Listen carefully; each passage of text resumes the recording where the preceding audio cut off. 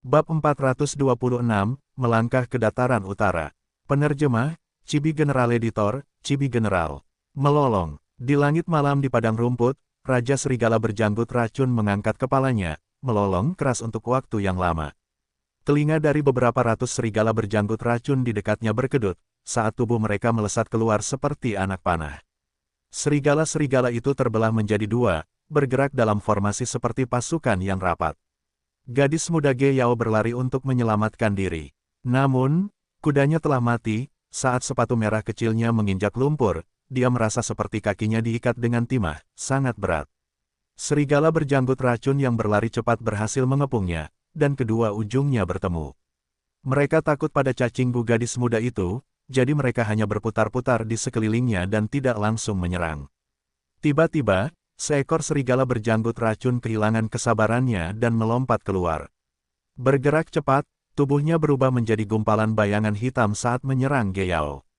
Ge Yao berteriak, menggunakan cacinggunya. Saat dia menunjuk jarinya, panah air biru muda melesat keluar. Anak panah air itu menembus kepala serigala berjanggut beracun itu dengan akurat sambil berputar-putar. Serigala pemberani ini mati di tempat, mayatnya jatuh di padang rumput yang agak busuk saat ia jatuh ke belakang, sampai ia berhenti bergerak selamanya. Darah merah cerah dengan cepat mengalir keluar dari luka-lukanya, menodai rumput di dekatnya. Serigala-serigala yang gelisah itu berhenti sejenak, tetapi segera bau darah menyebar di udara dan keganasan serta kebiadaban serigala-serigala itu muncul. Seketika, ratusan serigala berjanggut beracun itu mulai melolong. Wajah cantik Ge Yao penuh dengan penyesalan dan keputusasaan. Ia seharusnya tidak keluar sendirian, ke padang rumput beracun ini, mencoba mencari Spirea. Sekarang ia berada dalam situasi yang mematikan, akan dicabik-cabik dan dimakan oleh serigala-serigala itu. Maaf ayah, aku tidak mampu lagi menjagamu. Putriku tahu bahwa kau mengatur pernikahan untuk kebaikanku sendiri. Tetapi putriku tidak ingin menikah. Oh leluhur kita di surga umur panjang, jika kau dapat mendengarku, dengarkanlah doaku dan kirimkan seorang prajurit pemberani untuk menyelamatkanku. Serangan sebelumnya telah menghabiskan sedikit esensi purba perak putih milik Ge Yao. Ge Yao hanya bisa berdoa sekarang. Para serigala kehilangan kesabaran, Raja Serigala melolong, dan semua serigala berjanggut beracun menyerang gadis di tengah, memancarkan aura yang mengesankan. Aku akan mati. Ekspresi Ge Yao memucat, dia menatap kelompok serigala itu dengan linglung, dia tidak berdaya. Tepat pada saat ini, cahaya hijau giok yang terang menyala. Serigala berjanggut beracun menutup mata mereka karena cahaya, melolong kesakitan. Serigala yang menyerbu ke depan saling bertabrakan, jatuh dan menyebabkan reaksi berantai, karena serangan mereka gagal dan pemandangan berubah menjadi kekacauan. Apa yang terjadi? Ge Yao terkejut, mengabaikan air matanya, dia melihat ke sekeliling. Dari cahaya hijau giok, siluet seorang pria muda dapat terlihat. Setelah cahaya memudar, seorang pria telanjang muncul di depan Ge Yao. Seorang pria, mata Ge Yao terbuka lebar, mulutnya membentuk huruf O, dia memiliki pikiran yang tidak dapat dipercaya. Apakah leluhurku di surga umur panjang mendengarkan doa-doaku dan mengirim seorang penyelamat kepadaku? Tetapi mengapa penyelamat ini telanjang? Sebuah pertanyaan besar muncul di benak Ge Yao. Aku mencapai dataran utara, menginjak rumput tanpa alas kaki, Fang Yuan melihat sekeliling dengan cepat. Oh, mengapa ada manusia di sini, dan serigala? Fang Yuan menyipitkan mata, untuk berpikir bahwa sebuah kecelakaan terjadi saat dia mencapai dataran utara. Perjalanan ke dataran utara ini harus dirahasiakan, tidak disangka dia terungkap begitu cepat. Raja Serigala melolong, berbalik sambil membuka mulutnya, menyerang Fang Yuan dengan giginya yang tajam dan runcing, menargetkan lehernya. Hanya 100 raja binatang. Mata Fang Yuan bersinar dengan cahaya dingin, saat seekor naga emas muncul di hadapannya. Naga emas peringkat 4 Gu. Mengaum, naga emas bercakar 4 itu meraung, mengacungkan cakarnya saat terbang menuju Raja Serigala berjanggut racun, menabraknya. Tubuh Raja 100 binatang ini hancur total, semua tulangnya patah saat ia terlempar seperti kain. Setelah jatuh ke tanah, ia berjuang, tetapi tidak bisa bangun. Fang Yuan sedikit mengernyit, menggunakan naga emas lain untuk menghabisi Raja Serigala. Setelah Raja Serigala mati, kelompok serigala itu hancur saat mereka semua melarikan diri beberapa mil jauhnya dalam waktu beberapa napas. Hanya mayat Raja Serigala yang tersisa, dan juga gadis muda Ge Yao yang menatap Fang Yuan dengan tatapan kosong. Fang Yuan mengarahkan tatapan gelapnya yang menakutkan ke arah gadis muda ini. Gadis muda itu mengenakan jubah kulit yang hanya dikenakan di dataran utara, jubahnya berwarna biru dan putih, dengan pinggiran emas di bagian tepinya, memperlihatkan keanggunan dan kemurnian. Ada sabuk emas ungu di pinggangnya, dan juga banyak aksesoris kecil dan cantik di rambutnya yang hitam berkilau. Dia juga mengenakan sepatu kulit berwarna merah cerah. Kulitnya agak gelap, tetapi masih memiliki warna merah muda. Itu adalah warna kulit unik penduduk asli dataran utara. Tubuhnya ramping dan kuat, seperti rusa kecil yang lucu. Ge Yao mundur selangkah setelah tatapan Fang Yuan, dan dia bertanya dengan rasa ingin tahu, siapa kamu? Apakah kamu dikirim dari surga umur panjang, pahlawan yang ditugaskan untuk menyelamatkanku? Sebelum menunggu jawaban Fang Yuan, dia melanjutkan, saya anggota suku Ge, nama saya Ge Yao. Ayah saya adalah pemimpin suku Ge, pejuang muda, Anda telah menyelamatkan hidup saya, Anda akan sangat diterima di suku Ge. Oh, saya belum menanyakan nama Anda. Fang Yuan tertawa terbahak-bahak, wanita cantik dari padang rumput, panggil saja saya Chang Sanyin. Longevity Heaven adalah tempat tinggal Giant Sun Immortal Venerable. Bagaimana saya bisa datang dari sana, saya hanyalah seorang Go Master. Sambil berkata demikian, dia mengeluarkan sebuah cangkir anggur dari lubangnya. Bagian atas cangkir ini berwarna emas, bagian bawahnya berwarna perak.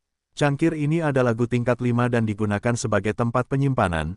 Itu adalah cangkir perspektif bergerak yang disempurnakan Fang Yuan di tanah yang diberkati. Setelah Fang Yuan menyuntikkan esensi purba ke dalamnya, dia mengeluarkan satu set pakaian. Ini adalah satu set pakaian pertempuran ketat berwarna hitam. Setelah memakainya, Fang Yuan memancarkan aura yang kokoh dan gagah berani. Selama proses itu, Ge Yao menatapnya dengan saksama, jantungnya berdebar kencang saat wajahnya memerah. Para wanita muda di padang rumput itu begitu terbuka tentang perasaan mereka. Setelah Fang Yuan mengenakan pakaiannya, dia berjalan menuju mayat Raja Serigala berjanggut racun. Serigala berjanggut racun biasanya terlihat di dataran utara. Namun berbeda dari serigala lainnya, mereka tidak memiliki sehelai bulu pun, sebaliknya tubuh mereka berwarna hitam dan kulit mereka tampak seperti ditutupi lapisan enamel. Mereka tidak memiliki telinga, hanya dua kumis panjang yang panjangnya 5 inci. Ketika mereka berlari, kumis mereka akan bergoyang mengikuti angin, di samping tubuh mereka. Ketika mereka bertarung, kumis itu akan berdiri tegak. Fang Yuan mencari tetapi tidak mendapatkan apapun. Serigala berjanggut racun ini adalah Raja 100. Binatang buas, ia memiliki cacing Gu peringkat 2 di dalamnya. Ada 2 cacing Gu peringkat 2 pada serigala ini, Gu asam dan Gu jarum racun. Gu asam dapat membuatnya mengeluarkan asam hijau dari mulutnya, menggerogoti daging atau bahkan baja dan batu. Gu jarum racun mengeluarkan jarum racun, itu adalah teknik ofensif. Namun sayangnya, Fang Yuan hanya mendapatkan pecahan dari kedua Gu ini. Tidak ada Gu yang melindungi Raja Serigala ini, tidak heran ia dapat dibunuh dengan mudah oleh Fang Yuan. Biasanya, Raja Binatang Buas dapat memiliki Gu perbudakan di dalam diri mereka. Misalnya, pada Raja Anjing, mungkin ada Gu perbudakan anjing, pada Raja Serigala, mungkin ada Gu perbudakan serigala. Bahkan jika itu adalah Gu perbudakan serigala tingkat 2, Fang Yuan membutuhkannya sekarang. Tepat saat Fang Yuan sedang mencari mayat serigala, Ge Yao berjalan mendekat. Chang Sanyin, namamu terdengar familiar. Apakah kau anggota suku Chang? Namun melihat pakaianmu, kau tampak seperti orang luar. Apakah kau dari Laut Timur, Benua Tengah, atau Gurun Barat? Fang Yuan berdiri, aku dari dataran utara. Gadis muda itu cemberut, memperlihatkan gigi putihnya sambil tertawa, pembohong. Kami penduduk asli dataran utara tidak memiliki aksen sepertimu. Prajurit Chang Sanyin, jangan khawatir, kau telah menyelamatkan hidupku, kau adalah dermawan suku Ge, kami tidak akan mengucilkanmu. Baik itu benua tengah, perbatasan selatan, atau dataran utara, selama itu adalah orang luar, mereka akan dikucilkan. Sebelum menunggu jawaban Fang Yuan, gadis ceria itu menunjuk ke Gu perjalanan abadi tetap di bahu Fang Yuan, bertanya, prajurit Chang Sanyin, Gu di bahumu ini sangat cantik, Gu apa ini? Apakah kau membawa Gu ini? Tatapan Fang Yuan terkonsentrasi, mengamati ekspresi gadis muda ini. Dia tidak berpura-pura atau berpura-pura, dia benar-benar memiliki pengetahuan yang dangkal, dia tidak tahu perjalanan abadi tetap ini membuat Fang Yuan sedikit lega. Niat membunuh dalam hatinya melonjak, tetapi dia menunjukkan senyum yang jujur dan tulus di luar, gadis muda yang cantik, apakah kamu burung lark? Mengapa kamu terus-menerus berkicau tanpa henti? Hehehe, baiklah, aku harus pergi, sampai kita bertemu lagi. Fang Yuan mengangkat kepalanya, menatap bintang-bintang di langit, mencoba menentukan arah. Selanjutnya, dia berjalan melewati Ge Yao, menuju bagian yang lebih dalam dari padang rumput beracun. Gadis muda itu dengan cepat menyusul, aku bukan burung lark, itu salahmu karena begitu misterius, dan muncul begitu tiba-tiba. Hei hei hei, jangan pergi ke sana. Arah ini adalah jalan keluar dari padang rumput beracun. Aku akan masuk ke dalam. Fang Yuan menjawab tanpa berbalik. Mengapa kamu masuk? Semakin dalam kamu masuk ke padang rumput beracun, semakin berbahaya jadinya. Meskipun kamu adalah tahap puncak peringkat 3, tinjumu tidak dapat menandingi seluruh kawanan serigala. Ge Yao berlari cepat ke arah Fang Yuan, mendesaknya. 5 wilayah dunia Gu bersifat independen, ketika Master Gu melintasi wilayah, kekuatan pertempuran mereka akan ditekan oleh satu peringkat. Fang Yuan adalah seorang Master Gu perbatasan selatan, ketika dia berada di dataran utara, dia akan ditekan saat bertarung. Meskipun aperture-nya masih memiliki esensi purba emas sejati tingkat puncak peringkat 4, efektivitasnya hanya pada esensi purba perak salju tingkat puncak peringkat 3. Dengan demikian, Ge Yao merasa bahwa auranya adalah tingkat puncak peringkat 3. Selain itu, Gu naga emas tingkat 4 dari perbatasan selatan hanya dapat menampilkan kekuatan Gu tingkat 3. Jika ini adalah perbatasan selatan, satu pukulan dari Gu naga emas pasti akan membunuh serigala berjanggut racun ini. Namun di sini di dataran utara, Fang Yuan harus menggunakannya 2 kali untuk membunuh Raja Serigala, dan mayat Raja Serigala itu masih utuh pada akhirnya. Langkah Fang Yuan terhenti, saat dia menatap Ge Yao dengan ekspresi serius dan tatapan penuh tekad, aku akan pergi ke padang rumput racun untuk alasanku sendiri. Ge Yao tercengang oleh aura ini, bereaksi hanya setelah Fang Yuan berjalan beberapa langkah menjauh. Gadis itu dengan cepat mengejarnya, prajurit Chang San Yin, aku akan pergi denganmu, kita bisa saling menjaga. Kena dia, bibir Fang Yuan melengkung membentuk senyum. Kekuatan tempurnya saat ini hanya tahap puncak peringkat 3, itu tidak cukup untuk menyerbu ke bagian terdalam padang rumput beracun. Jadi, dia membutuhkan cacing Gu dataran utara untuk mempersenjatai dirinya. Tetapi bahkan jika dia membunuh Ge Yao, dia mungkin tidak mendapatkan set cacing Gu miliknya. Jadi, Fang Yuan memasang jebakan kecil, sengaja bertindak jauh, dengan mudah menipu gadis muda itu agar bergabung dengannya. Bab 427, bawa saja aku. Penerjemah, Chibi General Editor, Chibi General. Meskipun ini adalah motif Fang Yuan dan Ge Yao berinisiatif untuk bergabung dengannya, Fang Yuan tetap bertanya padanya, saling menjaga. Untuk apa aku membutuhkanmu? Sambil berkata demikian, dia mengamatinya, nadanya mengandung sedikit kesombongan. Gadis itu segera mengangkat kepalanya, tidakkah kau tahu padang rumput beracun itu dipenuhi kabut racun ungu dan kau akan keracunan jika menghirupnya dalam waktu lama. Aku membawa cacing Gu detoksifikasi bersamaku. Selain itu, semakin dalam kau masuk, semakin tebal kabut racun itu karena hantu dan roh juga akan muncul. Pada saat itu, kau tidak akan dapat membedakan arah, dan hanya Gu hatiku yang kembali yang dapat menunjukkan jalan yang benar untuk kembali. Gu, saat gadis itu mengatakan ini, perutnya tiba-tiba mengeluarkan suara keroncongan karena lapar. Fang Yuan melirik perutnya dan gadis itu segera merasakan wajahnya memerah. Dia menjelaskan sambil terbata-bata, ini, kuda perut besarku dimakan oleh serigala berjanggut beracun. Batu purba dan ransungku semuanya disimpan di sana. Kuda perut besar adalah tunggangan yang sangat populer di dataran utara.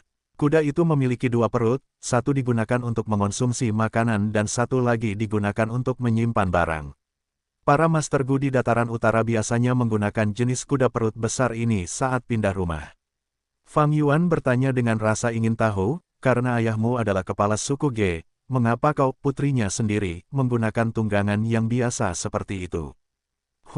Dia menjauhkan Guku dariku. Mampu melarikan diri sendirian dengan kuda perut besar dan menyiapkan begitu banyak sumber daya sudah luar biasa. Ge Yao berbicara terus terang tetapi tepat setelah mengatakannya, dia merasakan sesuatu yang salah dan ekspresinya berubah lesu saat dia menyadari apa yang telah dikatakannya. Melarikan diri. Mungkinkah kau melarikan diri dari pernikahan? Fang Yuan mengangkat alisnya. Gadis kecil itu berseru kaget dan menatap Fang Yuan dengan mata terbelalak. Apakah kau memiliki kemampuan membaca pikiranku? Bagaimana kau tahu? Fang Yuan tertawa, dia hanya menebak tetapi itu bukan tanpa bukti. Di dataran utara, posisi wanita jauh lebih rendah daripada pria, bahkan diperlakukan sebagai barang dan dijual dengan santai di pasar. Di perbatasan selatan, ada pemimpin klan wanita, tetapi dataran utara tidak memiliki preseden seperti itu dan wanita tidak diizinkan untuk berkuasa. Mengapa demikian? Tradisi ini berasal dari era Giant Sun Immortal Venerable. Dalam ingatan Fang Yuan, selama 3 tahun ini, banyak pahlawan besar akan berjuang untuk supremasi di dataran utara dan badai besar akan bertiup. Akhirnya, pemimpin suku Hei, Hei Loulan, berhasil dan menjadi penguasa istana. Kekaisaran selama 10 tahun, dia juga merupakan penguasa padang rumput yang paling kontroversial di generasi mendatang. Hei Loulan sangat bejat, dan setelah menjadi penguasa padang rumput, ia menjadikan wanita-wanita cantik dari banyak suku sebagai bagian dari haremnya. Namun di sisi lain, ia membuat kebijakan baru untuk meningkatkan status wanita dan berusaha menciptakan kesetaraan gender. Hal ini sangat melanggar kepentingan semua pihak dan menyebabkan konflik, yang menyebabkan kekacauan institusional di antara semua suku di dataran utara. Dengan demikian, Hei Loulan baru menjadi penguasa padang rumput selama 2 tahun ketika ia ditipu oleh sukunya sendiri untuk pergi keluar istana kekaisaran dan dibunuh secara diam-diam. Segera setelah itu, semua suku bersekutu untuk menggulingkan kekuasaan suku Hei dan kembali bersaing untuk mendapatkan posisi penguasa istana kekaisaran. Pertumpahan darah dan perang berlangsung selama 5 tahun penuh sebelum berakhir. Setelah perang yang kacau ini, setiap suku di dataran utara menderita kerugian besar. Dan di masa depan, ketika benua tengah menyerang 4 wilayah lainnya, ini menjadi kelemahan terbesar dataran utara. Banyak wanita dataran utara memilih untuk melarikan diri untuk menghindari pernikahan. Gadis yang berdiri di hadapannya ini datang sendirian untuk meracuni padang rumput meskipun dia adalah putri dari kepala suku. Fang Yuan tentu saja menebak seperti itu. Fang Yuan mengeluarkan makanan dari cangkir perspektif bergerak Gu dan memberikannya kepada Ge Yao. Gadis ini tampak sangat lapar, dia melahap makanan itu dan memutar matanya. Kata-katanya tidak jelas, menduo dari suku Men yang ingin menikahiku. Dia adalah putra ketiga kepala suku Men dan kurus dan kecil, seperti monyet. Selain itu, dia menderita penyakit dan hanya memiliki kultivasi tingkat 2. Biasanya, dia akan bergantung pada ayahnya untuk bertindak tirani di sukunya. Dia tidak memiliki sedikit pun semangat kepahlawanan. Aku tidak ingin menikah dengan orang yang tidak berguna seperti itu. Tetapi suku Men adalah kekuatan yang sangat besar sementara suku Ge kami baru saja bermigrasi dengan kekuatan yang sangat berkurang. Hadiah pertunangan suku Men juga sangat besar dan mereka juga berjanji untuk memberikan sebidang padang rumput yang subur kepada suku Ge saya. Ayah menginginkan hadiah-hadiah ini dan mencoba menikahkan saya. Jadi dalam kemarahan saya melarikan diri. Prajurit Chang San Yin, bagaimana kalau kau menculikku? Dataran utara memiliki adat istiadat yang sederhana dan kasar. Salah satu adat istiadat mereka adalah penculikan pengantin. Pengantin yang diculik seringkali lebih berharga daripada istri yang menikah secara resmi. Fang Yuan tertawa, aku tidak tertarik padamu, makanlah dengan cepat, kami akan pergi setelah kau kenyang. Pupil mata Ge Yao yang gelap melesat ke sekeliling, ada metode lain, yaitu, kau dapat menikah dengan suku Ge saya. Menurut adat istiadat padang rumput, hanya seorang prajurit pemberani yang dapat memiliki kecantikan. Bahkan jika suku Men ingin mencari masalah, itu harus dilakukan sesuai dengan adat istiadat. Menduo, monyet kurus itu harus menantangmu untuk bertarung. Prajurit Chang San Yin, kau sangat kuat, kau pasti akan menghajar Menduo itu sampai babak belur. Fang Yuan berhenti tersenyum, sudah kubilang aku tidak tertarik padamu. Namun, Ge Yao menjadi lebih bergairah dan memperlihatkan keberanian dan keliaran khas wanita dataran utara. Mengapa kau tidak tertarik? Mungkinkah aku tidak cantik? Aku adalah bunga dari suku Ge. Bocah Menduo itu melirikku dari jauh dan jatuh cinta padaku pada pandangan pertama, meminta ayahnya untuk melamarku. Prajurit Chang San Yin, ada keuntungan untukmu juga tinggal bersama suku Geku. Kau orang luar, jika kau tidak Menikah dengan suku ini, orang lain tidak akan menganggapmu sebagai salah satu dari mereka dan kau akan menderita pengucilan dan kewaspadaan di dataran utara. Fang Yuan berkata dengan nada serius, sudah kubilang aku penduduk asli dataran utara. Ge Yao tersenyum manis, prajurit, kau tidak bisa menipuku. Aksenmu menunjukkan latar belakangmu, dan makananmu juga bukan biskuit dan daging kering dataran utara. Terima saja aku, tidakkah kau pikir pertemuan kita adalah pengaturan surga umur panjang? Fang Yuan menundukkan kepalanya untuk menutupi cahaya dingin yang samar-samar berkedip di matanya saat senyum di wajahnya semakin dalam. Biarkan aku mempertimbangkannya sebentar, jangan terburu-buru memutuskan. Fang Yuan berkata dan memberikan beberapa batu purba kepada Ge Yao. Ge Yao mengangguk, kamu harus memikirkannya dengan benar. Dia mengambil batu purba itu dan berkata dengan nada hati-hati, aku akan mengembalikan batu purba ini kepadamu di masa depan. Fang Yuan mengangguk. Ge Yao tidak berbicara lagi dan berkonsentrasi menyerap batu purba untuk mengisi kembali esensi purbanya dan memulihkan kekuatannya secepat mungkin. Saat mereka terus bergerak lebih dalam ke padang rumput beracun, racun tipis di udara berangsur-angsur menjadi lebih padat. Mereka tidak terlihat sebelumnya dengan mata telanjang, tetapi sekarang orang dapat dengan jelas melihat warna ungu muda. Berhenti, ada kawanan serigala. Ge Yao tiba-tiba berhenti. Tatapannya menunjukkan kepanikan. Jelas, pertempuran dengan serigala berjanggut beracun telah meninggalkan kesan yang mendalam padanya. Fang Yuan berhenti, dan setelah 3 tarikan napas, dia menemukan jejak kawanan serigala dengan cacing gu investigasinya. Dia tidak bisa menahan diri untuk tidak melirik Ge Yao, memang sebagai seorang wanita suku, cacing gu investigasi pada dirinya sangat hebat. Fang Yuan telah menyempurnakan Gu investigasi peringkat 4 ini di tanah terberkati Hu Immortal. Namun di dataran utara, itu ditekan dan tidak dapat dibandingkan dengan Gu peringkat 3 milik Ge Yao. Lolongan gembira kawanan serigala semakin keras dan keras. Segera, ratusan serigala berjanggut racun muncul dalam penglihatan mereka. Begitu banyak serigala, wajah Ge Yao menjadi pucat dan tubuhnya yang halus gemetar saat dia menghirup udara dingin. Jumlah kawanan serigala itu berkali-kali lipat lebih banyak daripada sebelumnya, mencapai hampir 1000. Semakin kuat Raja Binatang, semakin banyak jumlah binatang yang dapat mereka kendalikan. 100 Raja Binatang ini jelas jauh lebih kuat dari yang sebelumnya. Apa yang kau panikkan? Lindungi dirimu sendiri saja. Fang Yuan mendengus dan menghentakkan kakinya dengan keras, menyerang ke depan.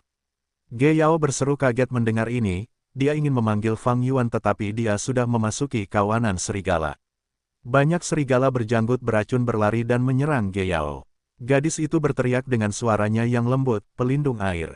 Seketika, uap air mengembun dan membentuk lapisan pelindung biru muda yang menutupi seluruh tubuhnya. Panah air spiral Gu. Dia mengulurkan jarinya dan panah air spiral melesat keluar. Wus wus wus. Dia membunuh 3 serigala berjanggut beracun seketika sambil melukai 5 atau 6 lainnya. Tetapi pada saat yang sama, selusin serigala berjanggut beracun datang menyerangnya. Gadis itu panik dan mundur, menanggapi dengan cara yang bingung. Naga air Gu. Dia mendorong dengan telapak tangannya dan naga air bercakar 3 bersiul keluar dan menyapu sekeliling, meningkatkan uap air di udara. Dengan munculnya naga air, Ge Yao mampu mengendalikan situasi. Prajurit Chang San Yin, jangan mati. Gadis itu segera melihat ke tengah kawanan serigala. Dia hampir tercengang saat melihatnya. Pemandangan yang dilihatnya tidak seperti yang dia harapkan, dia hanya melihat Fang Yuan menyerbu kawanan serigala. Setiap tabrakan akan membuat sejumlah besar serigala berjanggut beracun terbang. Serigala berjanggut beracun yang ganas itu tampaknya lebih lemah dari domba di depannya. Seluruh tubuhnya ditutupi lapisan baju besi cahaya keemasan yang terang, dan seekor naga emas sesekali keluar, menyapu sekeliling. Ada begitu banyak serigala berjanggut beracun, tetapi mereka tidak dapat menaklukkannya. Dia ganas dan tak kenal takut, gaya bertarungnya sangat gagah berani, setiap gerakannya akan membuat angin menjerit. Kekuatannya begitu besar sehingga setiap kali serigala berjanggut beracun bersentuhan dengan tinju atau tendangannya, kerangka mereka pasti akan hancur dan mereka akan melolong kesakitan, tidak dapat berdiri lagi. Tidak hanya itu, dia juga bertarung sengit dengan Raja Serigala. Raja Serigala berjanggut beracun ini memang sangat kuat. Petir menyambar-nyambar di sekujur tubuhnya, dan sesekali menyemburkan racun hijau. Kecepatan geraknya begitu cepat sehingga menciptakan bayangan saat berlari. Raja Serigala ini memiliki setidaknya 3 gu liar. Hati Ge Yao mencelos saat mengetahui hal ini, menjadi khawatir pada Fang Yuan. Tak lama kemudian, gadis itu melepaskan kekhawatirannya dan kekaguman terhadap Fang Yuan muncul di hatinya. Fang Yuan bertarung dengan cerdas, ia terus bergerak dan tidak membabi buta menghadapi Raja Serigala, sebaliknya menggunakan serigala berjanggut racun biasa untuk menghalangi pergerakan Raja Serigala. Raja Serigala memiliki gu pergerakan tetapi ditahan oleh kawanan serigala dan hanya bisa menerima pukulan secara pasif. Tinju Fang Yuan menyerang targetnya dengan kekuatan tinggi, darah Ge Yao mendidih di tempat kejadian. Ini adalah pria sejati, serunya dalam benaknya dan setelah membuang serigala berjanggut racun di sekitarnya, ia berteriak keras dan mengirim naga air untuk membunuh kawanan serigala. Bagaimanapun juga, ia adalah seorang gu master tingkat menengah tingkat 3, ia tidak bisa diremehkan. Kawanan serigala segera menjadi kacau karena serangan itu dan sebagian besar dari mereka bergegas ke arahnya. Ekspresi Fang Yuan berubah saat ia berteriak, "Siapa yang menyuruhmu datang? Minggir!" Wajah gadis itu menjadi pucat karena serangan balik kawanan serigala dan segera mundur. Fang Yuan terus menyerang dengan kekuatan tak terbatas dan setelah menghabiskan banyak upaya, ia akhirnya mengalihkan perhatian kawanan serigala kembali kepadanya. Setelah beberapa saat, dia tiba-tiba mengaktifkan hantu binatang buas dan menghancurkan pertahanan Raja Serigala. Mengambil kesempatan ini, dia mendekati Raja Serigala dan menekan tengkoraknya ke tanah, lalu dia menghancurkannya dengan kejam. Itu adalah pemandangan yang brutal.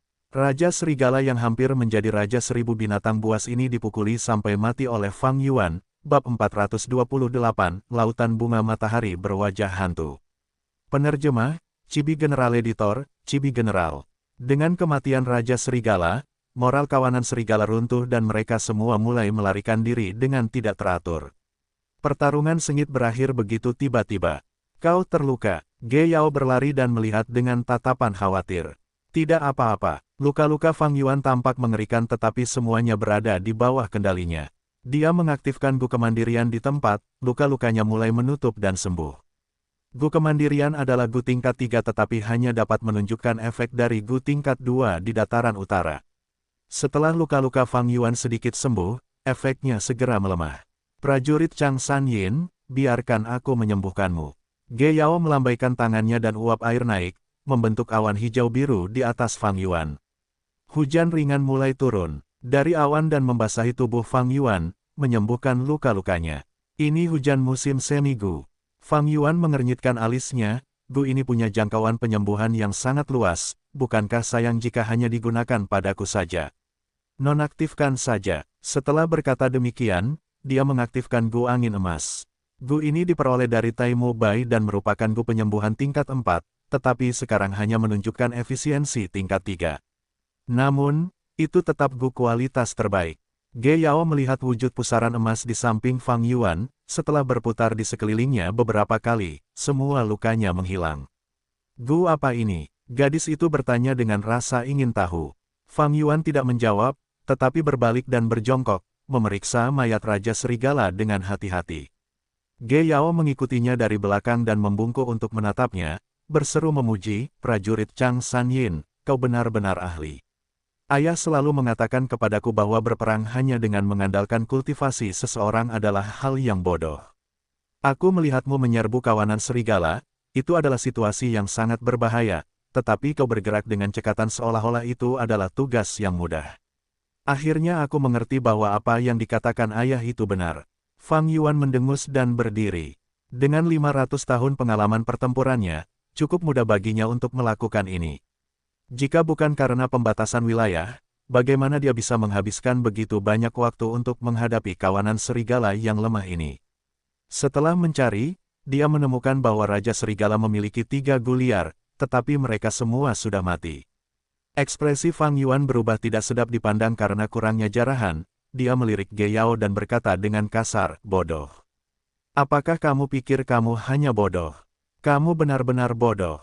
Ge Yao segera tertahan, "Hei, kenapa kamu begitu belak-belakan? Sebelumnya, serangan cerobohmu menarik sebagian besar kawanan serigala dan hampir mengacaukan kendaliku atas situasi. Apakah otakmu seperti otak lembu?" Fang Yuan mendengus dan menyalahkan. Ge Yao tahu bahwa itu adalah kesalahannya, auranya langsung melemah dan dia menundukkan kepalanya, menatap kakinya, aku tahu kau menarik sebagian besar kawanan serigala itu untukku. Tapi aku juga ingin membantumu. Fang Yuan menghela napas, lupakan saja, aku akan melupakannya kali ini. Aku akan berusaha keras untuk mengajarimu apa yang harus kau lakukan, sehingga kau tidak akan menghalangiku lagi di masa depan. Siapa yang butuh kau ajari? Ge Yao berbalik dan mendengus tidak puas. Kau harus tenang saat mengaktifkan gu panah air spiral. Jika kau hanya menembaknya dengan gegabah, kau hanya akan membuang-buang esensi purba milikmu yang berharga dengan cepat. Gu naga air membuang banyak esensi purba, jangan menggunakannya jika tidak perlu. Inilah sebabnya mengapa kamu selalu kehabisan esensi purba. Jangan gunakan gu hujan musim semi, itu adalah gu penyembuhan skala besar yang tidak sepadan hanya untuk kita berdua. Saat mereka melanjutkan perjalanan, Fang Yuan memberi banyak tips kepada Ge Yao. Kata-kata gadis itu sebelumnya hanya diucapkan dengan marah. Meskipun dia memiliki temperamen nona muda, ini adalah sesuatu yang sangat mengkhawatirkannya, jadi dia dengan sungguh-sungguh mendengarkan saran dan menyerap pengetahuan, meningkat dengan cepat. Keduanya terus bergerak melalui padang rumput beracun dan bertemu dengan beberapa gelombang kawanan serigala, dan kinerja Ge Yao juga menjadi lebih baik setiap saat. Haha, apakah kamu takut? Dasar serigala berjanggut racun yang menjijikkan, enyahlah. Setelah memukul mundur kawanan serigala berjanggut racun lagi, Ge Yao berdiri dengan tangan di pinggulnya sambil berkata dengan bangga. Benar-benar gadis yang naif. Fang Yuan menatap punggungnya dengan cahaya dingin yang melintas di matanya. Tentu saja, alasan dia membimbing Ge Yao bukan semata-mata untuk meningkatkan kekuatan tempurnya, yang lebih penting adalah untuk menyelidiki cacing gunya. Hasilnya, gadis itu mengungkapkan semua kartu trufnya kepada Fang Yuan. Ge Yao adalah master gu jalur air dengan kultivasi tingkat menengah peringkat 3. Gu burung pipit kabut peringkat 3 sebagai gu penyelidik, gu naga air cakar 3 dan gu panah air spiral untuk serangan, gu baju zirah air untuk pertahanan, gu jejak air untuk gerakan, dan gu hujan musim semi untuk penyembuhan. Dia tidak memiliki gu penyimpanan, kuda perut besar yang dia gunakan untuk menggantikan aspek ini telah mati oleh cakar kawanan serigala. Selain itu, dia juga memiliki gu pembersih untuk detoksifikasi, dan gu hati kembali untuk membedakan arah. Kumpulan cacing gu ini sangat sesuai dengan identitasnya. Gu burung pipit kabut adalah gu investigasi yang sangat berharga di antara peringkat 3 yang dapat memadatkan kabut menjadi burung pipit yang dapat terbang untuk mengintai area dan memiliki jangkauan yang sangat luas. Gu serangan dan pertahanannya juga berkualitas tinggi. Kemampuan gu jejak air untuk meningkatkan kecepatan hampir dapat menyaingi beberapa gu peringkat 4. Satu-satunya kelemahannya adalah jejak air akan meninggalkan jejak kaki yang mudah dilacak. Pada saat yang sama, itu akan membuat sepatu basah. Gu ini memiliki potensi untuk dipelihara. Pada peringkat 4, itu bisa menjadi gu jejak gelombang yang memiliki efek yang lebih kuat. Untuk peringkat 5, ia memiliki dua arah penyempurnaan yang berbeda. Salah satunya adalah gu jejak gelombang pengembaraan yang memiliki sifat penghindaran instan, dan yang lainnya adalah gu jejak gelombang sungai yang memungkinkan Master Gu berlari cepat di permukaan air. Pada peringkat 6, itu akan menjadi gu jejak gelombang duniawi yang sangat terkenal. Semua gu ini adalah yang terbaik di antara peringkat 3. Bersamaan dengan bimbingan Fang Yuan yang cermat dan tekanan kawanan serigala, tidak mengherankan Ge Yao meningkat pesat dengan kekuatan pertempurannya yang meningkat selangkah demi selangkah. Prajurit Chang San Yin, kau adalah seorang bijak. Bimbinganmu jauh lebih menakjubkan daripada 3 tetua teratas sukuku. Bahkan jika kau tidak menyukaiku, aku ingin mengundangmu untuk menjadi tamu suku Ge kami. Jika kau tertarik, aku akan berusaha sebaik mungkin untuk membujuk ayah agar mengangkatmu menjadi tetua eksternal. Ge Yao berbalik dan berjalan ke sisi Fang Yuan, dan mengundangnya dengan ekspresi yang tulus. Bagaimanapun juga, dia adalah nona muda suku Ge, pandangannya ke depan sangat luar biasa. Dia menyadari nilai Fang Yuan, bukan hanya keberaniannya, tetapi yang lebih penting adalah kemampuannya untuk mendidik orang lain. Ini adalah kekuatan kebijaksanaan, jika dia mendidik generasi penerus suku, seluruh suku dapat berkembang. Aku bisa menjadi tamu suku Ge, tetapi aku tidak tertarik menjadi tetua eksternal. Fang Yuan melangkah maju sambil menggelengkan kepalanya untuk menolak. Ge Yao membujuknya beberapa kali, tetapi sikap Fang Yuan tegas. Gadis itu merajuk dan mengikuti di belakang Fang Yuan, menatap punggungnya dengan tatapan marah.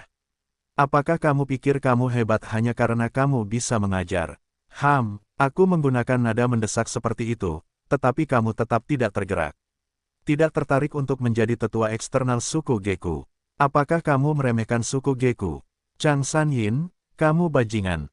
Ge Yao menggertakkan giginya dengan kebencian sambil memiliki keraguan dalam benaknya, tapi nama ini Chang Sanyin, itu benar-benar tidak asing, di mana di dunia ini aku mendengarnya. Padang rumput beracun ditutupi dengan awan gelap sepanjang tahun, dan dalam cahaya redup ini, keduanya berjalan agak jauh. Fang Yuan berhenti. Di depannya ada ladang bunga matahari yang luas. Masing-masing bunga matahari ini memiliki tangkai ungu tua dan kelopak hitam pekat yang besar. Benang sarinya yang berukuran cekung menunjukkan wajah manusia pucat. Bunga matahari wajah hantu. Pemandangan ini membuat Ge Yao langsung menahan napas dan mencengkeram lengan baju Fang Yuan, berbisik dengan suara yang sangat lembut, banyak orang pasti mati di sini, dengan banyak hantu berkeliaran, itu menyebabkan tumbuhnya begitu banyak bunga matahari berwajah hantu. Setiap bunga matahari berwajah hantu adalah hantu yang mati secara tidak adil. Mari kita memutar balik tempat ini, pasti ada banyak gu tangisan hantu yang tinggal di bunga matahari berwajah hantu ini dan bahkan mungkin ada gu wajah hantu. Gu tangisan hantu adalah gu jalur jiwa tingkat 3 yang dapat mengeluarkan ratapan sedih yang dapat menyebabkan jiwa bergetar. Gu wajah hantu adalah gu jalur jiwa tingkat 4 yang dapat menciptakan dampak yang luar biasa pada jiwa. Ini adalah ladang bunga matahari berwajah hantu yang begitu luas, berapa lama kita akan mengambil jalan memutar. Fang Yuan berkonsentrasi pada lautan bunga matahari ini, dia tidak menunjukkan ekspresi apapun di permukaan tetapi sebenarnya sangat bahagia di dalam. Ini menegaskan arah yang dia tuju tidak salah. Selama dia berjalan di sepanjang arah ini, dia akan menemukan medan perang itu 20 tahun yang lalu dan mendapatkan cacing gu yang tertinggal di medan perang. Dataran utara berbeda dengan perbatasan selatan. Perbatasan selatan memiliki banyak gunung dan orang dapat membedakan arah umumnya, sementara dataran utara adalah padang rumput sejauh mata memandang dan sangat mudah tersesat. Karena itu, Ge Yao membawa Gu Hati kembali bersamanya untuk dukungan. Gu Hati kembali akan selalu menunjuk ke arah rumah di hati Master Gu. Namun, Gu Hati kembali hanya dapat menunjukkan arah dan bukan posisi.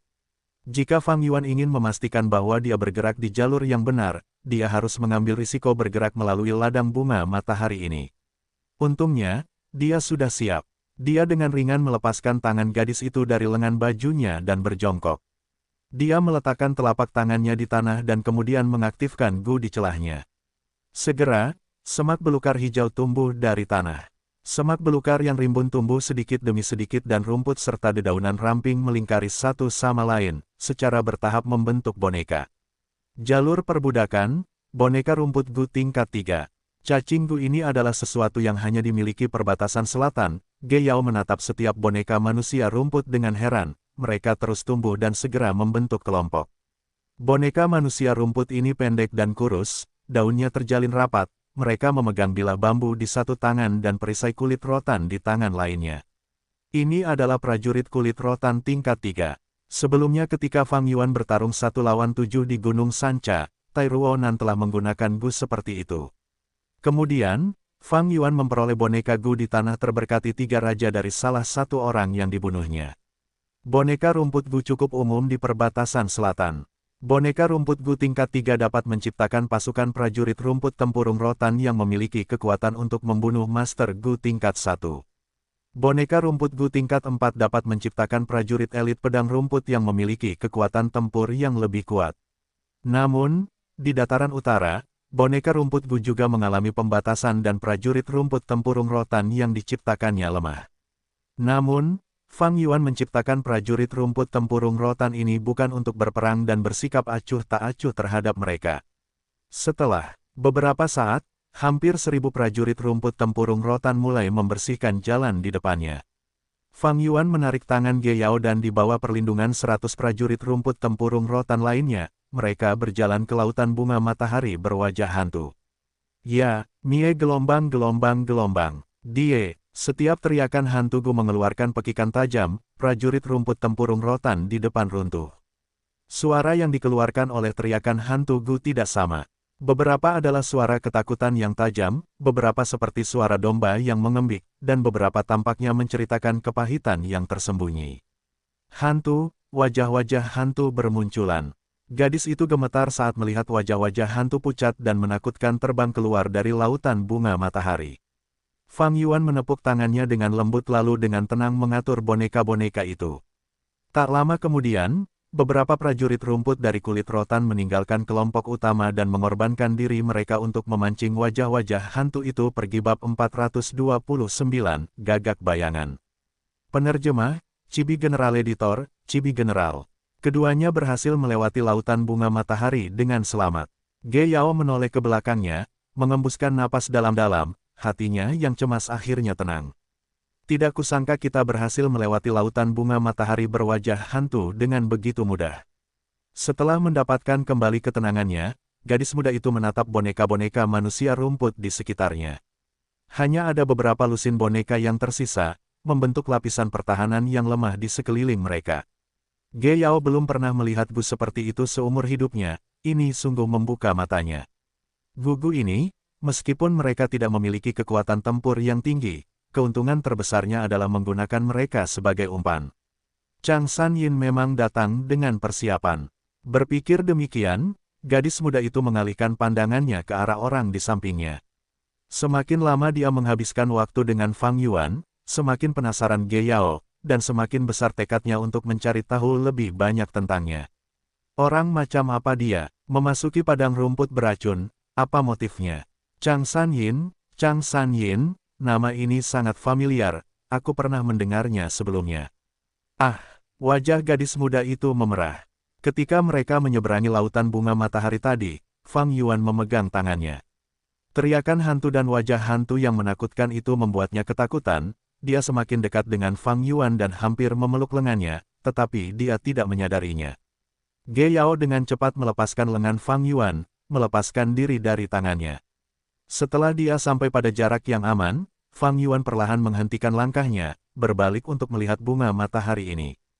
Gu tangisan hantu dan gu wajah hantu ini adalah gu yang lumayan, tetapi aku tidak memiliki cacing gu khusus yang dibutuhkan untuk menangkapnya. Menangkap cacing gu liar membutuhkan metode khusus. Kedua cacing gu ini adalah gu jalur jiwa, gu yang dibutuhkan untuk menangkapnya bahkan lebih aneh. Sudah waktunya, tatapan Fang Yuan terkonsentrasi, membuang penyesalannya yang ringan saat dia mengalihkan pandangannya ke arah gu perjalanan abadi yang tetap di bahunya. Gu abadi memiliki aura yang sombong, mereka tidak dapat disimpan ke dalam lubang fana. Spring Autumn Cicada hampir tidak dapat disimpan di lubang karena kondisinya yang melemah.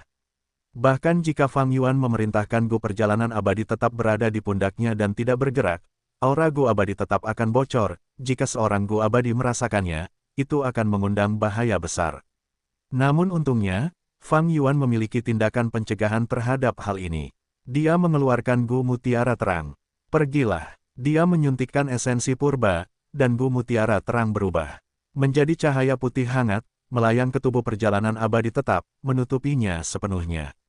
Gu mutiara terang adalah gu tipe penyimpanan peringkat 4, terutama digunakan untuk menyegel cacing gu dan menyebabkan mereka tertidur lelap dan mudah disimpan. Fang Yuan menghabiskan hampir semua esensi purbanya sebelum ia berhasil menyegel gu perjalanan abadi yang tetap. Gu perjalanan abadi yang tetap seperti kupu-kupu giok, disegel ke dalam mutiara seukuran kepalan tangan. Namun, itu adalah gu abadi, auranya masih bocor keluar melalui mutiara. Kecuali, itu jauh lebih lemah sekarang. Fang Yuan tidak terkejut, ini baru langkah pertama. Perjalanan berikutnya jauh lebih lancar. Mungkin karena lautan bunga matahari itu, tidak ada satupun serigala berjanggut racun yang muncul. Keduanya terus menjelajah lebih dalam, karena kabut beracun di padang rumput menjadi lebih tebal, sampai orang dapat dengan jelas melihat kabut ungu di udara. Ketika keduanya mulai batuk, mereka akan berhenti bergerak dan mengeluarkan cacing gu mereka masing-masing, membuang racun yang terkumpul di dalamnya. Semakin dalam mereka masuk ke padang rumput, semakin tebal kabutnya, dan semakin sering mereka berdua berhenti. Ge Yao yang aktif dan bersemangat juga mulai diam untuk menghindari menghirup terlalu banyak kabut racun. Akhirnya, kabut ungu mulai mengaburkan penglihatan mereka. Seberapa dalam lagi kita akan masuk? Ge Yao tidak bisa menahan diri untuk tidak bertanya. Bagian terdalam dari padang rumput beracun itu adalah area terlarang bagi makhluk hidup. Semakin dalam mereka masuk, semakin kuat binatang buas di dalamnya. Banyak ahli yang pergi menjelajah kehilangan nyawa mereka di sini, tidak ada yang kembali. Di antara mereka ada ahli tahap puncak peringkat 3, dan bahkan peringkat 4. Sebentar lagi, Fang Yuan menjawab dengan jelas sambil berjalan lebih lambat, sampai dia berhenti. Apakah kita sudah sampai di sini? Ge Yao bertanya dengan gembira. Fang Yuan tidak mengatakan sepatah kata pun, dia berjongkok dan menyingkirkan beberapa semak beracun yang tampak aneh, saat sebuah lubang yang tersembunyi di balik semak-semak itu muncul di hadapannya. Lubang ini seukuran mangkuk besar, memiliki tepi yang halus. Di dalam lubang itu ada kegelapan murni. Ge Yao melihat ini dan matanya tertuju pada lubang itu, bernapas dengan kasar, ini adalah lubang yang digali oleh tikus berduri bumi. Mereka hidup bersama dalam ribuan dan bahkan puluhan ribu, membentuk kelompok besar. Mereka hidup di bawah rumput di dalam tanah, selama ada getaran di tanah, mereka akan menyerang dari bawah. Kepala mereka seperti paku baja, begitu mereka keluar, itu dapat menembus kaki seseorang. Bahkan kuku kuda pun dapat tertusuk. Petik 2, kita tidak bisa maju lagi. Begitu kita dikepung, tidak akan ada cara untuk bertahan hidup. Kita akan tenggelam oleh tikus-tikus yang tak terhitung jumlahnya. Sepanjang jalan, kita tidak bertemu dengan serigala berjanggut beracun. Ini menunjukkan bahwa tikus berduri bumi adalah penguasa daerah ini. Siapa tahu, Raja Tikus Berduri Bumi mungkin adalah Raja Binatang Buas yang tak terhitung jumlahnya. Gadis muda itu telah tinggal di padang rumput sejak muda, dia tahu dengan jelas betapa kuatnya tikus berduri bumi. Tidak, tujuanku lebih jauh di depan. Fang Yuan berdiri. Chang Sanyin, keberanian yang berlebihan itu sama saja dengan mencari kematian. Kau tidak bisa melewatinya, bahkan, hanya dalam beberapa langkah saja, kau akan diserang tikus-tikus itu. Ge Yao menjelaskan dengan cepat. Namun Fang Yuan tersenyum tipis, siapa bilang aku akan melewatinya. Tepat saat dia berkata demikian, sayap hitam pekat tumbuh di punggungnya. Ini, Ge Yao menatap dengan mata terbuka lebar, sebelum dia bereaksi, Fang Yuan sudah menggendongnya. Saat gadis itu berteriak, Fang Yuan mengepakkan sayapnya dan terbang di atas tanah. Ge Yao merasa jantungnya tersangkut di tenggorokannya, angin bertiup di telinganya saat dia merasa dirinya berenang di awan, kakinya tidak bisa menyentuh tanah sehingga dia tanpa sadar mencengkeram leher Fang Yuan. Setelah beberapa saat, gadis muda itu bereaksi, dan tertawa terbahak-bahak di pelukan Fang Yuan. Chang Sanyin, kau pikir kau bisa terbang? Ayah punya Gu awan terbang, ia biasa membawaku bermain di langit saat aku masih kecil. Sayangnya Gu awan terbang adalah Gu tingkat 4, aku tidak bisa menggunakannya. Tetapi bahkan jika aku bisa, ayah tidak akan mengizinkannya, ia akan takut aku jatuh dari langit. Ge Yao mengingat, sebelum bertanya dengan rasa ingin tahu, Chang Sanyin, Gu terbang apa ini? Mengapa aku belum pernah melihatnya sebelumnya? Fang Yuan tidak menjawab. Gadis muda itu tidak menyerah, ini adalah Gu sayap elang tingkat 3. Kecepatan dan ketinggian seperti itu mirip dengan Gu sayap elang, tetapi ini tidak terlihat seperti itu. Fang Yuan mendesah, kau terlalu banyak bertanya. Daripada bertanya pertanyaan yang tidak berguna, mengapa kau tidak menghabiskan tenagamu pada gagak bayangan di depan kita? Gagak bayangan, gadis muda itu bereaksi, melihat 3 gagak bayangan di depan terbang ke arah mereka tanpa suara. Burung gagak bayangan itu besar seperti elang, tubuhnya hitam dan bergerak tanpa suara. Di padang rumput beracun yang berkabut ini, mereka bahkan lebih sembunyi-sembunyi.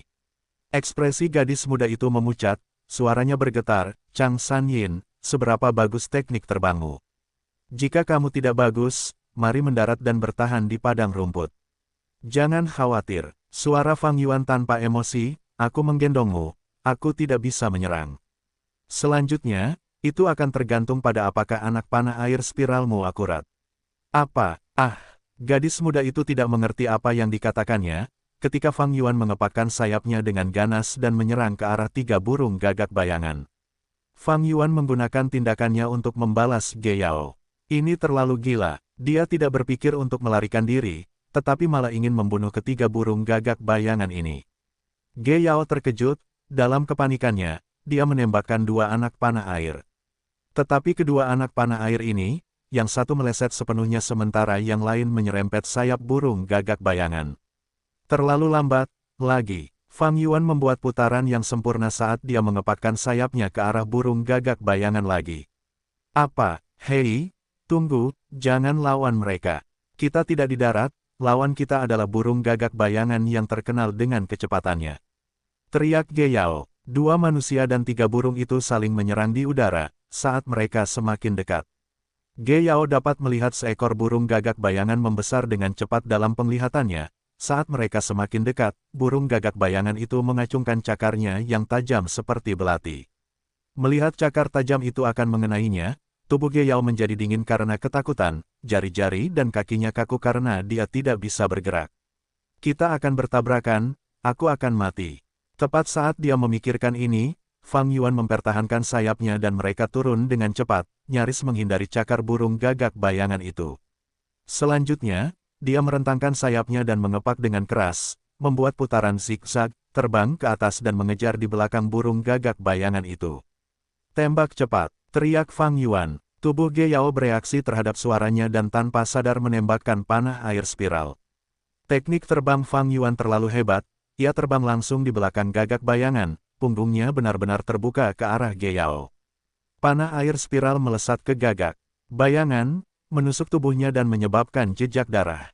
Gagak bayangan itu terbunuh di tempat, seperti layang-layang yang talinya putus, ia jatuh ke tanah dengan bunyi dentuman keras. Padang rumput itu hening sejenak sebelum tanah bergetar, karena banyak tikus berduri tanah muncul dari bawah tanah. Mayat gagak bayangan itu segera dipotong-potong dan diseret ke dalam lubang yang dibuat di tanah sepotong demi sepotong. Gagak bayangan besar itu lenyap dalam sekejap, meninggalkan genangan darah, serta beberapa potongan kecil usus. Gadis muda itu menjadi sangat gugup setelah melihat ini. Jika ia benar-benar jatuh, ia akan segera diserang oleh tikus berduri tanah, ia pasti akan mati. Apa yang kau pikirkan? Tembak mereka, Fang Yuan menegur, menyela pikiran gadis itu saat ia bergegas menyerang, menembakkan lebih dari 10 anak panah sebelum membunuh kedua gagak bayangan itu. Dua gagak bayangan itu mendarat di tanah dan langsung diambil oleh tikus-tikus berduri bumi. Ge Yao melihat ini sambil keringat dingin muncul di wajahnya. Keakuratanmu buruk sekali, cepat gunakan batu-batu purba untuk memulihkan esensi purbamu. Saat Fang Yuan memarahi, Ge Yao mengeluarkan satu batu purba, tetapi karena dia sedang gugup, batu-batu purba ini jatuh dari tangannya dan mendarat di tanah.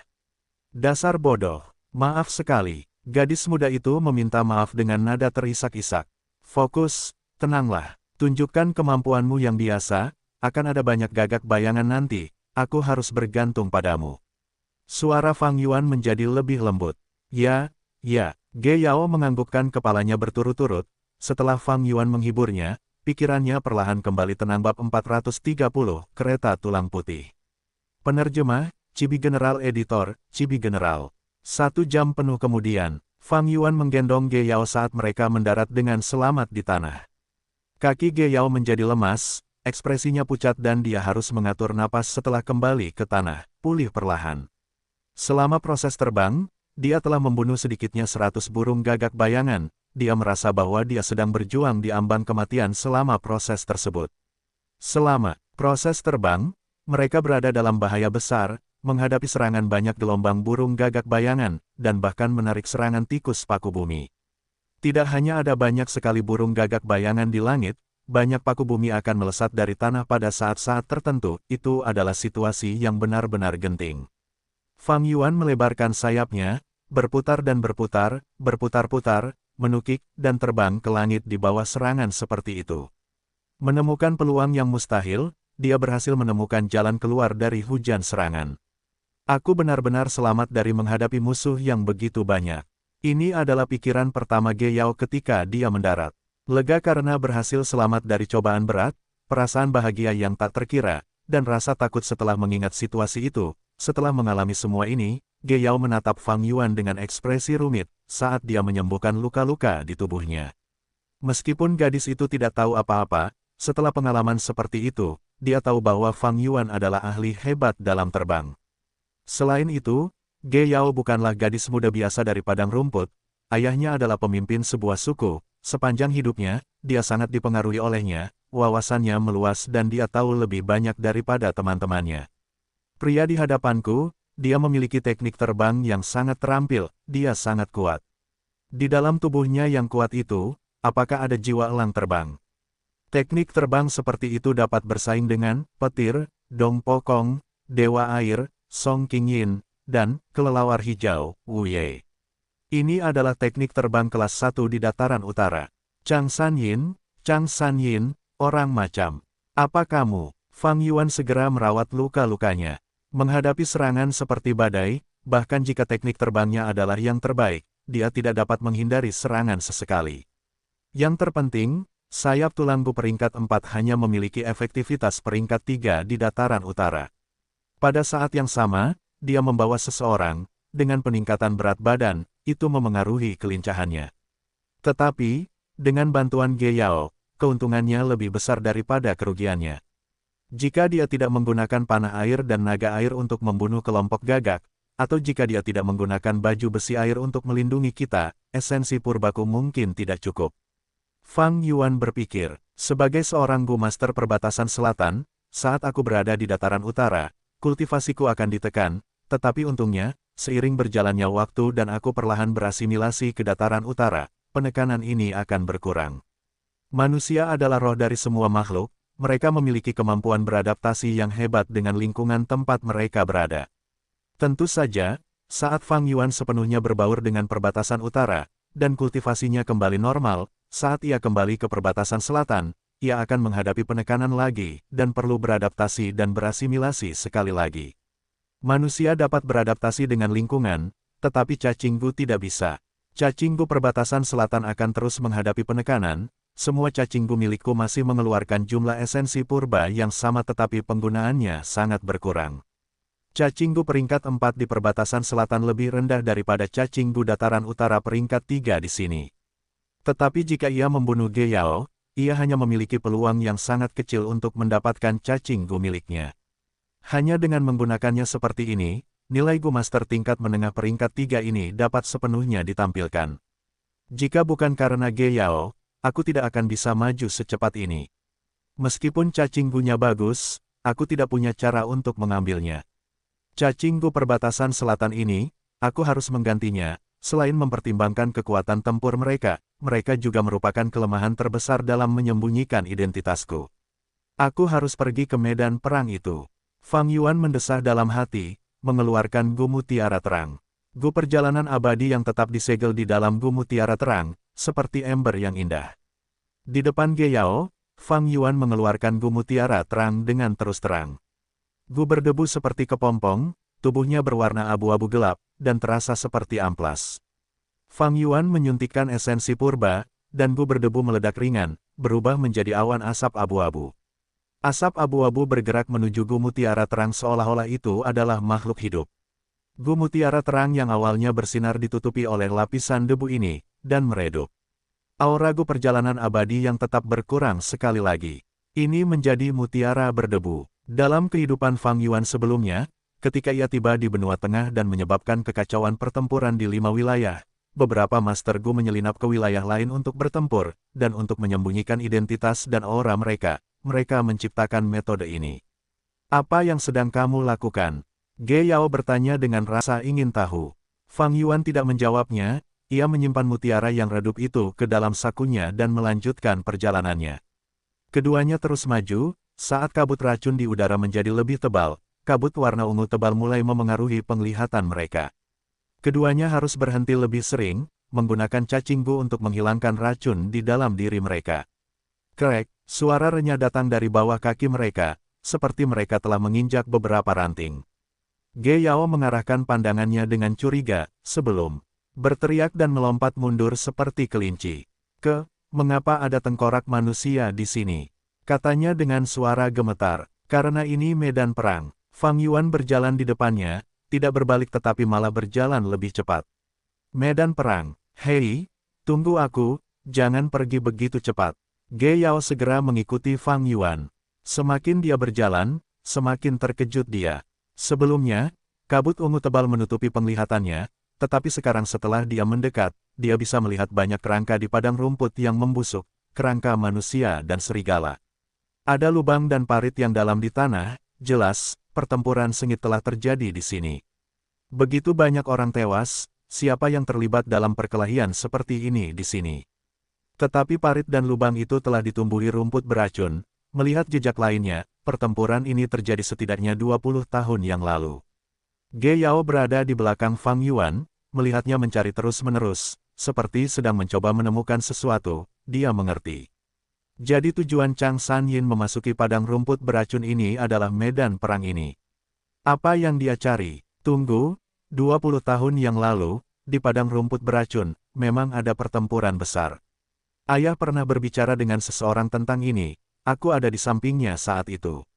Sebuah kenangan muncul jauh di benak Ge Yao. Saat itu, Ge Yao masih muda, dia baru berusia 4 atau 5 tahun. Ayahnya mengundang seorang tamu terhormat, dan membawanya bersamanya. Di tenda, orang-orang dewasa berbicara tentang para pahlawan di padang rumput. Ngomong-ngomong, suku Chang punya orang yang luar biasa.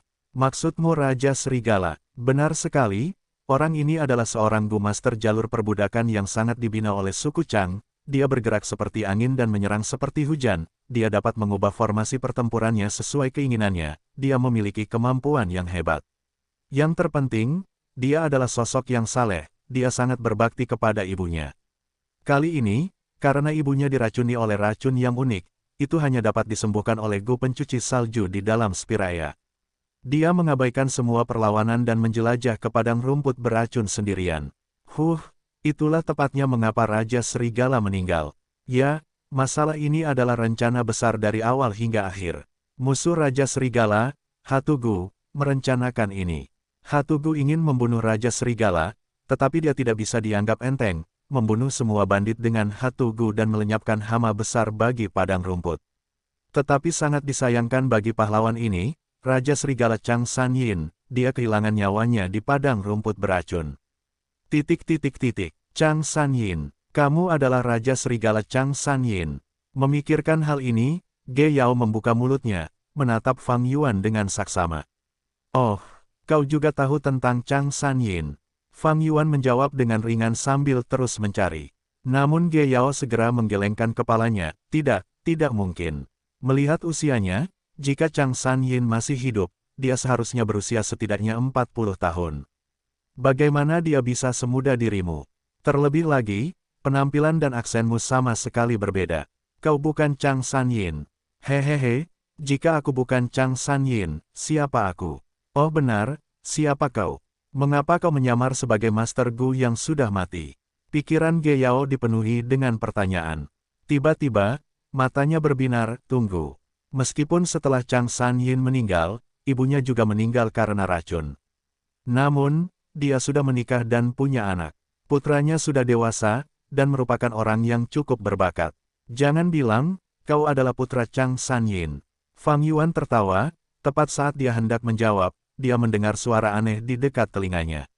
Suara ini seperti roda tua yang menggelinding di tanah. Mengikuti suara ini, sebuah roda tulang putih besar muncul di kabut ungu.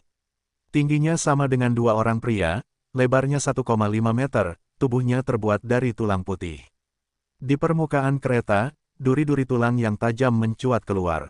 Di jari-jari roda, ada tengkorak besar. Rongga mata tengkorak yang mengerikan itu terbakar dengan api merah darah. Hati-hati, ini adalah Gu tingkat 5 milik Hatugu, roda tulang pertempuran. Fang Yuan baru saja memperingatkan, ketika roda itu melaju kencang, menghantam dengan aura yang mengesankan.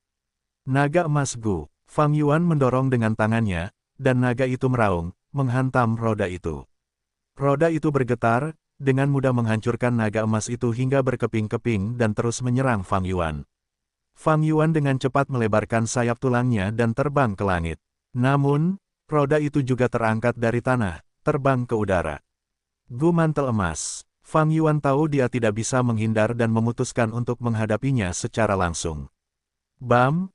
Dia terlempar, mendarat di tanah, menyebabkan tubuhnya tertutup rumput busuk. Swosh swosh swosh. 3 anak panah air spiral melesat ke roda secara berurutan. Roda tulang putih itu mendarat di tanah, menyebabkan lumpur bercipratan. Roda itu menyerah pada Fang Yuan, mengalihkan sasarannya ke Ge Yao, dan berguling. Ge Yao dengan cepat mengaktifkan Gu jejak air, memanggil baju zirah airnya dan menghindar sambil menyerang balik. Fang Yuan juga tiba dengan cepat dan mulai membantunya. Ini adalah pertarungan yang sulit. Lawannya adalah Gu peringkat 5, itu adalah Gu inti Hatugu. Setelah Hatugu mati, ia menjadi Gu liar, dan memakan tulang putih sebagai makanannya. Serangan roda tulang putih itu ganas, ia sering menghancurkan lawan-lawannya menjadi pasta daging.